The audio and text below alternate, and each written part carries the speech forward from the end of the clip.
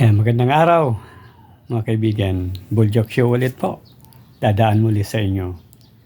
Kung bago ka pa lang sa channel ko po, huwag kalimutang mag-subscribe at pasupport na rin po ng channel po na ito. Sa pamamagitan inyong pag-like at pag-click ng notification bell para updated kayo sa lahat ng video na ilalabas ko. Ito guys, Kongreso, yung Committee on Justice dyan sa Kongreso. Diba, nagdeklara sila noon na sufficiency in substance yung hawak nila para ma-impeach si Sara. Yung pala, wala pa naman silang ebidensyang hawak. Kaya gusto nila magkaroon ng mini trial, mini hearing sa Kongreso. Kaya in-invite nila si BP Sara para makakuha sila ng ebidensya. Diba? Ito, panoorin natin si Kukay. Hindi naman po yung pangalawang Pangulo po yung nag-file po ng petition po na ito.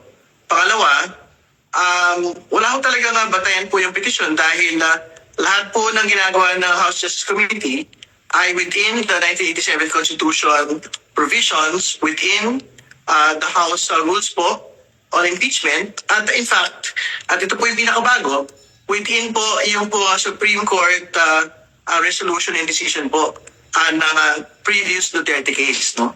Doon po sinabi ng Korte Suprema na yung pong rules mismo ng Kongreso on impeachment ay sumusunod po sa due process rights po ng mga impeachable officials. Yun yung una. Pangalawa, ang sinasabi po roon ay yung po mga hearings ay dyan po talaga ang lunsaran po ng pagkuha ng mga ebidensya. At yung po mga ebidensya ay katulad po ng mga dokumento, mga witnesses, at iba pa.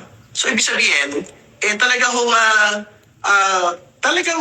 mga batayan. Yung po sinasabi ng lahat po ng mga tumututol sa impeachment na ito po ay merely fishing expedition. Ang tigas din talaga ng mukha nito ni Kukay, ano? Ano sabi niya? Sa hearing, doon daw kukuha pa lang ng mga ebidensya. Katulad ng mga dokumento, mga witnesses, doon nila kukunin yung magiging ebidensya laban kay BP Sara para sa impeachment. Ito yung tanong ko, okay? Bago yung hearing na yan, naggagawin ninyo yung mini trial na sinasabi ninyo, na sinasabi nga namin, fishing expedition yan, paano ninyo na-ideklarang sufficiency in substance at may ground para ma-impeach ang Vice Presidente? Di ba nauna yung pagdeklara ninyo nun?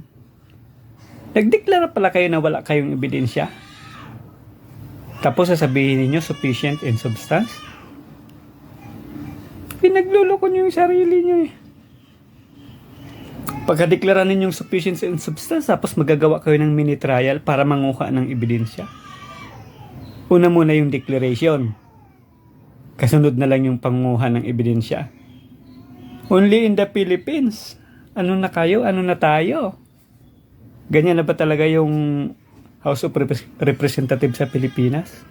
Ginagawa niyong bubo yung mga taong nanonood at nakikinig sa inyo? Sufficient na nga, sabi niyo, sufficient and substance. Ibig sabihin, sapat na. Mayroon na kayong batayan para ma-impeach yung Vice Presidente. O bakit ngayon, mangungulikta pa lang kayo ng ebidensya sa gagawin ninyong mini trial? Ha? Hindi ko alam kung yung mga tao ba talaga yung bubo o kayo eh.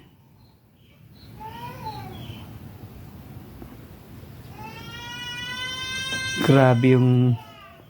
Kung gusto nyo i-impeach yung Vice Presidente, i-impeach nyo na.